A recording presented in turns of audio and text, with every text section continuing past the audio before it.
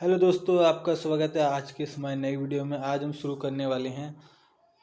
आज हम पढ़ेंगे क्लास 12 के सब्जेक्ट हिस्ट्री का चैप्टर नंबर 3, बंधुत्व, जाति तथा वर्ग।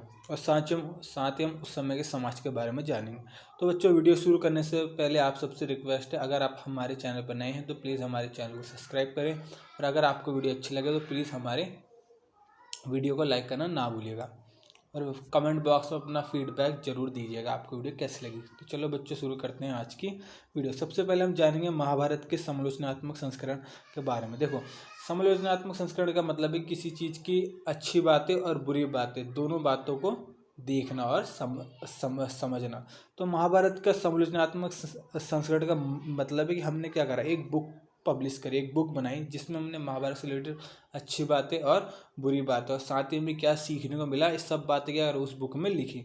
तो इस बुक को बनाने का जो काम था वो कब था, 1919 में वी.एस. सुखतांकर द्वारा शुरू किया गया। उनके द्वारा एक योजना चलाई गई, जिस योजना में क्या था, उनके साथ बहुत सारे विद्वान मतलब बहुत सारे ज्ञानी लोगों ने साथ मिलकर पार्टिसिपेट करा।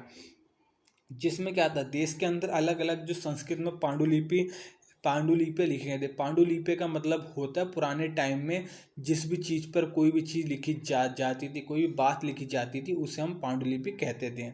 तो जितनी भी हमें संस्कृत में पांडुलिपियाँ मिली, उनको क्या करा, सभी भी पुरातात्विक लोगों ने सुखतांकर के साथ जितने भी लोग मिले हुए थे, मतलब काम में लगे हुए थे इस योजना में, उन सब ने क्या करा, सभी पांडुलिपियों जो संस्कृत में लिखी थी उनको इकट्ठा करा, और उन सभी पांडुलिपियों में जो समान बातें थी, मतलब जो कॉमन बातें लिखी हुई थी, उनको नोट डाउन करा। उसके बाद जाके क्या हुआ, 47 साल के बाद क्या महाभारत का संरचनात्मक संस्करण क्या हुआ, तैयार हुआ। ठीक है, और इस संस्करण में क्या था, टोटल 13,000 पेज थे। सोचो 13,000 पेज बहुत होते हैं, और साथ ही क्या था, इसमें बहुत सारे ग्रंथ भी शामिल किए गए। और महाभारत का जो संस्करण था, इसको बहुत सारे पार्ट में डिवाइड किया गया, बहुत सारे खंडों में तोड़कर लिखा गया, जिसे हमने प्रभेद कहा।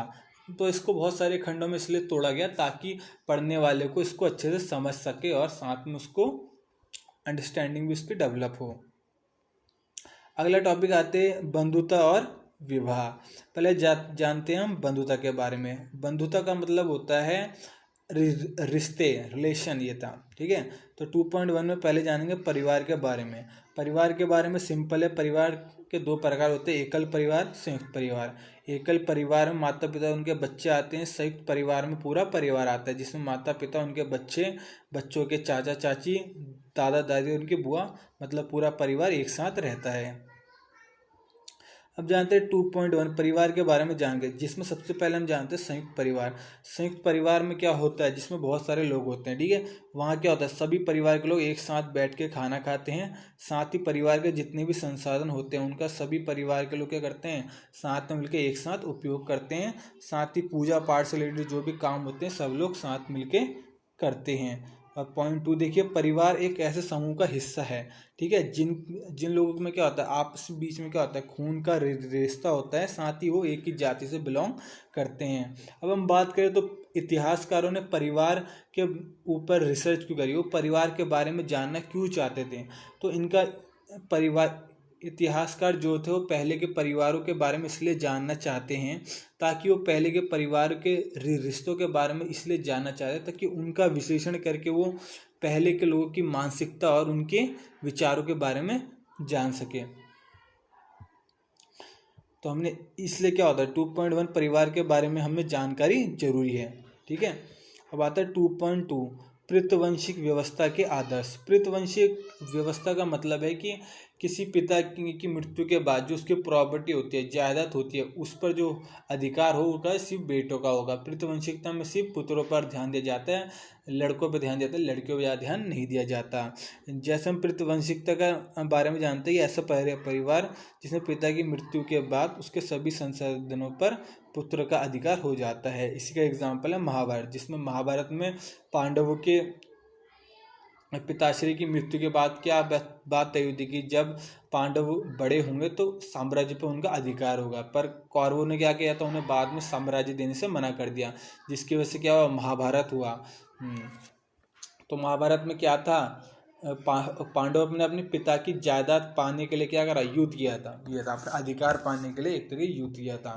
विवाह के नियम, पहले के समय में जो विवाह होता था उसके भी कुछ नियम हुआ करते थे। पहले के समय में क्या था, पृथवंशीय मतलब कि पुरुषों को या फिर क्या है लड़कों को ज़्यादा महत्व दिया जाता था, जिस वजह से क्या था उनके जो भी किसी भी परिवार में जो दौलत होती थी, ठीक है, संसाधन होते थे, उन पर महिलाओं को अधिकार मतलब क्या करें, लड़कियों को अधिकार नहीं होता था। इसलिए क्या था, लड़कियों का क्या थे अलग गोत्र में क्या अलग परिवार में किसी बड़े परिवार में शादी कराना अच्छा माना जाता था। शादी के समय क्या था, कन्यादान किया जाता था। कन्यादान का मतलब कन्या को दान के रूप में देना, और जो कन्यादान करता है वो कौन करता है, लड़की का पिता करता है, या फिर क्या कन्या के पिताश्री करते हैं। अब हम पॉइंट 4 की बात करें, जो कन्यादान या फिर विवाह के नियम के बारे में जानने को मिलता है, वो कहाँ से हमें जानने को मिलता है, ये हमें जानने को मिलता है 500 ईसा पूर्व पहले ब्राह्मणों के द्वारा लिखे गए धर्मसूत्र ग्रंथ में। साथ ही मनु स्मृति जो प्राचीन भारत में लिखा गया हिंदू ग्रंथ है, उसमें भी क्या होता है, हमें विवाह के नियमों के बारे में जानने को मिलता है। साथ में जैसे इसमें एक और टॉपिक था स्त्री धन। ये स्त्री धन का मतलब होता है शादी के समय में लड़की के पिता द्वारा उसको जो भी सामान दिया जाता है, या वो जेवर हो गए, गहने हो गए, ठीक है, चाहे पैसे हो गए या दहेज में कुछ सामान दिया गया, वो सब के क्या कहलाता है, स्त्री धन कहलाता है। उस पर लड़की के हस्बैंड का या के पति का कोई अधिकार नहीं होता। अब आते हैं अगले टॉपिक पर, स्त्री का गोत्र। देखो सबसे पहले हमें गोत्र के बारे में जानना पड़ेगा, ठीक है। गोत्र का जो विषय है वो लगभग क्या था, 1000 ईसा पूर्व पहले क्या थी, गोत्र की शुरुआत हुई थी। गोत्र में क्या गया था, ब्राह्मणों को अलग अलग गोत्रों में बांटा गया था। हर गोत्र का मतलब क्या होता है, हर गोत्र एक ऋषि के बारे में बताता था। जो भी लोग जिस भी गोत्र को मानते थे, ठीक है, तो क्या था, उन लोगों को उस ऋषि का वंशज माना जाता था। अब तीसरा पॉइंट है, हर गोत्र के क्या थे, 2 नियम थे। पहला नियम था शादी के बाद लड़की को क्या होगा, अपने पति का गोत्र लगाना होगा। और दूसरा नियम क्या था कि एक ही गोत्र के लोग क्या थे, आपस में शादी नहीं कर सकते। मान के चलो एक लड़का और एक लड़की है, दोनों का गोत्र क्या सेम है, तो ऐसे लोगों की क्या होगी, शादी नहीं होगी। ये किस में कहा गया था, धर्मसूत्र में कहा गया था, गोत्र के अनुसार। तो ये यहाँ पे क्या हुआ, हमें स्त्री के गोत्र के बारे में जानने को मिला, ठीक है, कि स्त्री की शादी होगी तो क्या होगी, शादी के बाद लड़की को अपने पति का गोत्र लगाना होगा। ये तो, और एक ही गोत्र के लोगों में शादी नहीं हो सकती। अब बात करें पॉइंट 4 की, क्या था, कुछ सातवाहन शासक थे, ठीक है, राजा थे, ठीक है, जिन्होंने क्या था, एक से ज़्यादा शादी करी, और इनकी कुछ पत्नियों ने क्या करा, शादी के बाद अपना गोत्र नहीं बदला, ठीक है, अपने पिताजी के क्या इन्होंने गोत्र लगाया, जिससे हमें पता लगता है कुछ लोग इन नियमों को नहीं मानते थे। लास्ट में हमारा छठा टॉपिक क्या है, अंतः विवाह।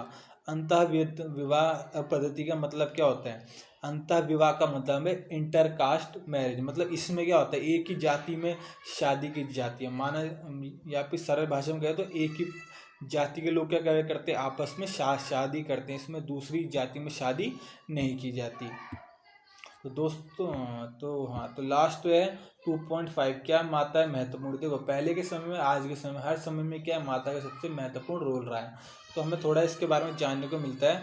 जो सातवाहन राजा थे ना, उनको क्या था, उनकी माता के नाम से जाना जाता था। पर जो उनके साम्राज्य का वारिस होता था वो क्या था, पृथवंशी के द्वारा ही चुना जाता था। मतलब जो उनके परिवार का वारिस बनता था, ठीक है, जो अगला राजा बनता था वो क्या था, उनका बेटा ही बनता था। बेटियों को राजा की पोस्ट पे या राजा रानी के पद पे नहीं चुना जाता था। तो दोस्तों आज की हमारी वीडियो यहीं समाप्त होती है। इस वीडियो का सेकंड पार्ट बहुत जल्दी आएगा। आशा करते हैं आपको वीडियो पसंद आई होगी। अगर आपको वीडियो पसंद आई है तो इस वीडियो को लाइक ज़रूर कीजिएगा और कमेंट बॉक्स में अपना फीडबैक छोड़ना ना भूलिएगा। और अगर आपको वीडियो अच्छी लगे तो चैनल को सब्सक्राइब करना ना भूलिएगा। धन्यवाद।